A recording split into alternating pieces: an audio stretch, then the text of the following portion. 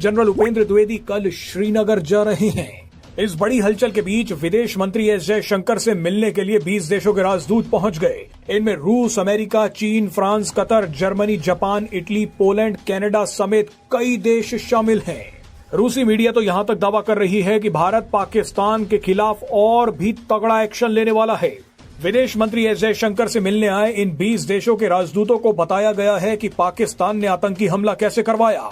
इसके अलावा इन राजदूतों को ये भी बताया गया है कि पाकिस्तान के खिलाफ भारत ने अब तक क्या क्या एक्शन लिए हैं। लेकिन एक्सपर्ट्स का मानना है कि भारत अब आगे क्या करने वाला है, इसका इशारा भी इन 20 देशों के राजदूतों को दे दिया गया है। दिलचस्प बात यह है कि इन 20 देशों के राजदूतों को ऐसे वक्त बुलाया गया है जब पाकिस्तान ने सिंधु जल संधि पर भारत के फैसले को एक्ट ऑफ वॉर कहा है। पाकिस्तान ने भारत के फैसले को जैसे ही एक्ट ऑफ वॉर कहा तो भारत सरकार ने भी अपने नागरिकों के लिए पाकिस्तान को लेकर एक जरूरी एडवाइजरी जारी कर दी। मोदी सरकार ने कहा है कि भारतीय नागरिक पाकिस्तान जाने से बचे। अगर कोई भारतीय पहले से ही पाकिस्तान में है तो उसे जल्द से जल्द भारत लौट आना चाहिए। सूत्रों की माने तो भारत भी एक बड़ी जंग की तैयारी कर रहा है। इसका अंदाजा इस बात से भी लगाया जा सकता है कि पाकिस्तान ने एलओसी के पास अपने सैनिकों की संख्या बढ़ा दी है। पाकिस्तान ने अपने सैनिकों से कहा है कि वो बंकर में बैठकर ही भारत पर नजर रखें, क्योंकि अगर पाकिस्तानी सैनिक बाहर घूमते दिखे तो भारत उन्हें उड़ा सकता है। अब आतंकियों की बची खुची जमीन को भी मिट्टी में मिलाने का समय आ गया है। भारत ने पाकिस्तान के साथ बहुत बड़ा खेल कर दिया है। पहलगाम आतंकी हमले के बाद पाकिस्तान को भारत से जिस पलटवार की उम्मीद थी, भारत ने ठीक उसका उल्टा कर दिया है।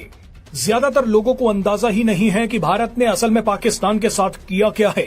सबको लग रहा है कि भारत ने 5 बड़े ऐलान कर दिए, सिंधु जल समझौते को रोक दिया, पाकिस्तानी नागरिकों का वीजा रद्द कर दिया, अटारी बॉर्डर बंद कर दिया। लेकिन किसी को पर्दे के पीछे का खेल समझ नहीं आ रहा।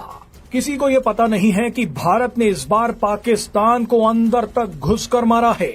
किसी को ये भी नहीं पता कि पाकिस्तान के सिंध प्रांत में लोग सड़कों पर आ गए हैं। पाकिस्तान में बगावत शुरू हो गई है। ट्रेन की पटरियां और सड़कें जाम कर दी गई हैं। इस वीडियो में हम आपको पूरा खेल समझाएंगे। दरअसल इस बार भारत का हमला इतना बड़ा है कि पूरे पाकिस्तान का मानसिक संतुलन बिगड़ गया है। पाकिस्तान की सरकार और सेना ने अपनी news media, social media influencers, celebrities और डिप्लोमेट को आदेश जारी किया है कि ऐसा माहौल और नैरेटिव पेश किया जाए कि भारत के एक्शन से पाकिस्तान को कोई फर्क नहीं पड़ा, भारत कुछ ज्यादा नहीं कर पाया। अपने इसी नैरेटिव को साबित करने के लिए भारत में पाकिस्तान हाई कमीशन के अधिकारियों ने जानबूझकर मीडिया के सामने केक मंगवाया।